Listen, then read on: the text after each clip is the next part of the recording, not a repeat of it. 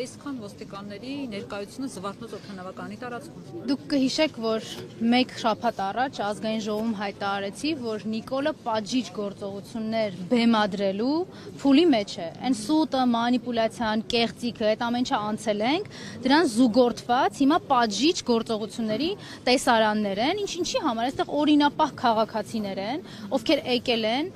քաղբանտարկյալ այլևս քաղհալածյալ Դավիթ Համբարձումյանին իրենց աջակցությունը ցույց տալու, ասելու, որ շատ լավ գիտեն, որ այդ դատանի վճիռը Նիկոլի SMS-ով է, ասելու, որ շատ լավ գիտեն, որ 2018 թվականից փորձել են ամեն ինչ կարել Դավիթ Համբարձումյանի վրա, ապօրինի կալանավորել են, փորձել են ցուցմունքներ մարդկանցից կորզել, ինչ որ փաստաթղթեր սարքել, վստահ եմ ձայնագրություններ են փորձել սարքել, տեսանյութեր, իրանք սիրում են, չէ՞, տենց ապօրինությունների ողջ սպեկտրը օգտագործել։ Հիմա սա հաջորդ փուլն է։ Նույնիսկ մարդկանց տեղաշարժը այստեղ, այս փոքրիկ մի հատվածում սահմանափակված է։ Այսինքն մի քառակուսի մետր այս կողմ կանգնես թե այն կողմ, դա Նիկոլի համար մեծ նշանակություն ունի, ինչի, որտեղ Հայաստանի քաղաքացին պիտի զգա, որ ինքը ոչ ազատ է, ոչ իրավունքներ ունի եւ ոչ էլ սահմանադրաիրավական երաշխիքներ։ Եվ այս ոստիկանները ոչ թե Հայաստանի քաղաքացիներին պաշտպանելու, երկրում ներքին կայունությունն ապահովելու համար են, այլ Նիկոլի հրահանգները, քմահաճույքները կատարելու համար են։ Սա շատ պարզ ու շատ հստակ է։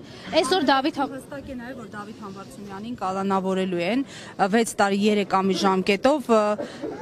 փաստացի չստացվեց կանխել այս սցենարը, հաջորդիվ ինչ եք պատրաստվում անել, որպես այն ուժ, որը նաև ներկայացրել է Դավիթ Համբարձումյանին, որ միասնական թեկնածու։ Ես շատ եմ ցավում, այո, որ պիտի համաձայնեմ ձեզ հետ նրան, որ այս փուլում էլ չհաջողեցինք կանխել եւս մեկ անձի նկատմամբ քաղաքական հետապնդումները։ Չկարողացանք կանխել շատ պարզ պատճառով, որտեղ Նիկոլը դեռ զավթած է պահում Հայաստանում վարչապետի աթոռը։ Հենց Նիկոլը չլինի Հայաստանում վարչապետի աթոռին, հավատացեք, այս նույն ոստիկանները կհիշեն, որ ունեն օրենքով եւ օրենսդրական հստակ լիազորություններ եւ այդ լիազորությունների մեջ կլինեն։ Նիկոլի ասած վնգստացող դատավորները կլինեն այն շրջանակների մեջ կամ գոնե կձևացնեն, որ այն շրջանակների մեջ են, որը օրենքը, օրենսդրությունը եւ սահմանադրությունն է թույլ տալիս։ Մեր այն գործընթացը, որ նախաձեռնել ենք Նիկոլին անվստահություն հայտնելու եւ պարոն Համբարձումյանը, որ ամենայն պատասխանատվությամբ ու գիտակցությամբ մտել է, թույլ տվեք ասեմ, այս ծանրության մեջ, շատ լավ հասկանալով, որ Նիկոլը իրեն հանգիստ չի թողելու եւ ինքը համալրելու է այսօր Հայաստանում արդեն 5 տասնյակից ավել են քաղաքական բանտարկյալներին, ում թվում են սրբազաններ, բարերարներ, մարդիկ, ովքեր ուղակի գնացել էին մի քանի շաբաթ առաջ Գյումրու հրապարակ, իրենց անհամաձայնությունը հայտնելու հերթական քաղաքական հալածանքին, հետապնդմանը եւ հրապարակային պատժիչ տեսարաններ բեմադրելու։ Այս ամեն ինչը ես չեմ ուզում մենք ինքնախապեյությամբ զբաղվենք, մեզ դրսից որևէ մեկը չի օգնելու։ Այն երկակի ստանդարտները, որ այսօր ամբողջ միջազգային հանրություն կամ միջազգային կազմակերպություններ կոչվածներին պատել է, որոնք իբր զբաղվում էին մարդու իրավունքներով եւ Հայաստանը պահում էին իբր մոնիտորինգային գոտում, ոչինչ չեն անելու, որտեւ իրենք այսօր ունեն կամակատար իշխանություն Հայաստանում, որը պատրաստ է զոհել Հայաստանի ոչ միայն պետական շահը, այլ նաև Հայաստանի քաղաքացիների յուրաքանչյուր քաղաքացու իրավունքներն ու ազատությունները անտեսել։ Հետևաբար ներողություն եմ խնդրում, հետևաբար մեր միակ խնդիրը կայանում է այս Նիկոլից ազատվելը։ Հենց ինքը մեր երկրի հասարակքաղաքական կյանքի հետ որևէ կապ չունենա, ես ձեզ վստահեցնում եմ, տասնյակ խնդիրներ իր հետ անհետանալու են։ Ինչու է հենց այս ժամանակահատվածն ընտրվել դատավճիռը հրապարակելու եւ Դավիթ Համբարձումյանին 6 տարի 3 ամիս ժամկետով կալանավորելու համար։ Ես ուզում եմ մենք այդ մոլորության մեջ հանկարծ չլինենք, իրենք 2018 թվականից են փորձել Դավիթ Համբարձումյանին հետապնդել եւ ապօրինի կալանավոր ամեն ինչ արել են։ Երկու տարբերակ են ուզեցել թողեն պարոն Համբարձումյանին, կամ պիտի հրաժարական տա,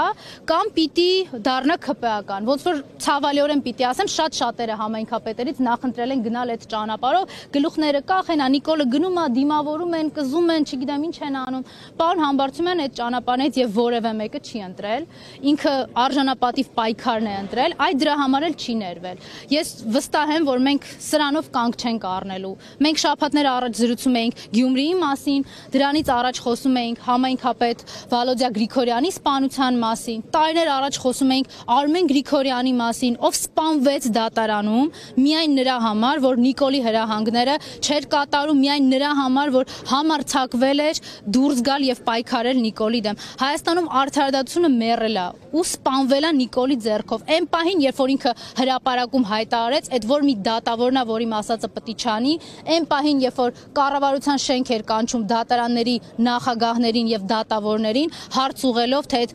ինչի ենք 100 կալանք տալիս ամիսը, իսկ դուք 99 եք բավարարում։ Անկամ այդ մեկի համար իրենցից կներեք այս բառի համար, բայց աչոտ պահանջելով։ Հայաստանում արդարադատություն գոյություն չունի այն պահից, երբ որ բոլորս ենք լսել, կալանքը ուզեք չուզեք պետք է տակ, քննարկումներ քրեական գործերի հետ կապված ու որևէ հետևանք չի ունեցել, որտեղ այդ ամեն ինչը այն ամենավերևից հիերարխիկ իջնում է։ Տիկին Մկրտչյան, ասացիք Նիկոլ Փաշինյանից միայն ազատվելով կարող ենք եւ այլն, բայց ոնց պիտի ազատվեք, եթե այսօր բոլոր այն մարդիկ, որոնք քիչ թե շատ լսարան ունեն, որոնք քիչ թե շատ հետևորդներ ունեն, իրենց կամ փչացնում են, կամ բանտարկում են, կամ իրենց լոգարաններում, իրենց լողախցիկների մեջ տեսա նյութ բաներ են, կամերաներ են դնում եւ իրենց ինտիմ կյանքը դարձնում են հանրային սեփականություն։ Այսինքն կարմիր գծեր ընդհանրապես չկան։ Այս բոյբես պրավիլի մեջ ոնց պետք է Նիկոլ Փաշինյանի դեմ պայքարեք։ Նիկոլի անբարոյականությունը տեսապետք չէր, ասենք 7 տարի ապրել Նիկոլի իշխանազավթած պետությունում, որ հասկանա։ Օրինակ 2018 թվականի ապրիլին, երբ Ռոբերտ Աբաջյանի կեղծ պապիկին էին մեզ հրամցնում, մենք արդեն պիտի հասկանայինք, երբ Հայաստանի քաղաքացիների խաբում ասում էին, որ մեր երկրի միակ խնդրեմը արագաչափերն ու կարմիր գծերն է, հեսա գալիս եմ արագ հանեմ, ուրիշ ոչ մի խնդրեմ չկա, մենք կարծում եմ պիտի հասկանայինք։ Ես պիտի ձեզ հետ համաձայնեմ, որ այո, օր-օրի այդ անբարոյականության շեմը ինքը ավելի է իջացնելու, ավելի է հատելու, որովհետև ինքը շատ լավ գիտի Հայաստանում մնում է ոչ թե ժողովրդի, ոչ թե ժողովրդի ինչ-որ մի հատվածի աջակցությամբ, այլ բացառապես վախի մթնոլորտով։ Այս նորից եմ կրկնում, այդ պատժիչ տեսարանները, այն խոստովանությունը, որ Հայաստանում կան քաղաքական բանտարկյալներ, իսկ Facebook-ով ստատուս գրել եւ դրանից հետո մարդ կալանավորել, դա բառացի խոստովանություն է, որ այո անում եմ, լավ եմ արել եւ էլի եմ անելու, չէ, իրենց սիրած արտահայտության են հորս արևի տրամաբանության մեջ արել են ու էլի անելու են, լավ են անելու, քանի դեռ մենք չենք կարողացել բերել այն իրավիճակը առարկայացնել այն ատելությունը արդարացի եւ անհանդուրժողականությունը, որը Նիկոլի դեմ կա։ Այո, պարոն Համբարձումյանը, ես ցավում եմ։ Ոչ առաջինն էր, ոչ էլ վերջինն է։ Այնպես չի, որ վաղը մենք քաղաքական հետապնդումների ականատես չենք լինելու, բայց դա չի նշանակում, որ մենք դի ձեռքերս ծալենք, ասենք դե անկարող ենք, ինչ ուզում ա թողանի։ Ամեն օր Հայաստանի յուրաքանչյուր քաղաքացի գտնվում է վտանգի տակ, լինելու այդ հալածանքի օբյեկտ, լինելու Նիկոլի հալածանքի օբյեկտ կենտրոնում։ Մեր առաջարկը հստակ է։ Պայքարել այնքան եւ այն եղանակով, որը բացառում է Նիկոլի կամ արտահայտությունը։ Նիկոլը ընտրություն չի կարող կազմակերպի, Նիկոլը արդարադատություն չի կարող վերահսկել, իրականացնել, Նիկոլը չի կարող երկրում իշխանությունների բաժանման եւ տարանջատման սկզբունքը պահպանել։ Նիկոլը պետք է գնա անվստահության գործընթացով, որտեղ ինքը ունի 0 կամ արտահայտության հնարավորություն եւ պարոն Համբարձումյանը շարունակելու է մնալ մեր վարչապետի թեկնածու։